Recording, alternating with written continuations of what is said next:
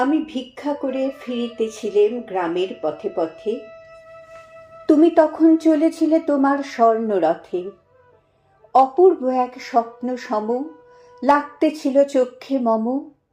কি বিচিত্র শোভা তোমার, কি বিচিত্র সাজ। আমি মনে ভাবতেছিলেম, এ কোন মহারাজ। আজি শুভক্ষণে রাত পোহালো। ভেবেছিলেম তবে আজ আমারে দ্বারে দ্বারে ফিরতে নাহি হবে। বাহির হতে নাহি হতে কাহার দেখা পেলেম পথে। চলিতে রথ ধন ধান্য ছড়াবে দুই ধারে। মুঠা মুঠা কুড়িয়ে নেব ভারে ভারে। দেখি সহসা রথ থেমে গেল আমার কাছে এসে। আমার মুখপানে চেয়ে নামলে তুমি হেসে। দেখে মুখের প্রসন্নতা জুড়িয়ে গেল সকল ব্যথা।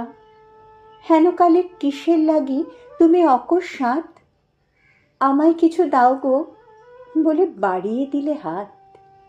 মরি, এ কি কথা রাজাধিরাজ, আমায় দাও গো কিছু।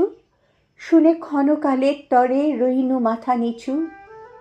তোমার কি বা অভাব আছে ভিখারি ভিক্ষুকের কাছে, এ কেবল কৌতুকের বশে আমায় প্রবঞ্চনা।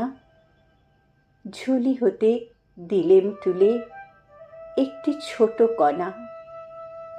যবে পাত্রখানি ঘরে এনে উজাড় করি, এ কি ভিক্ষা মাঝে একটি ছোট সোনার কণা দেখি।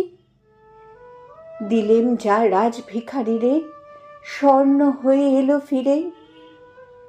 তখন কাঁদি চোখের জলে দুটি নয়ন ভরে। তোমায় কেন দিইনি আমার সকল শূন্য করে।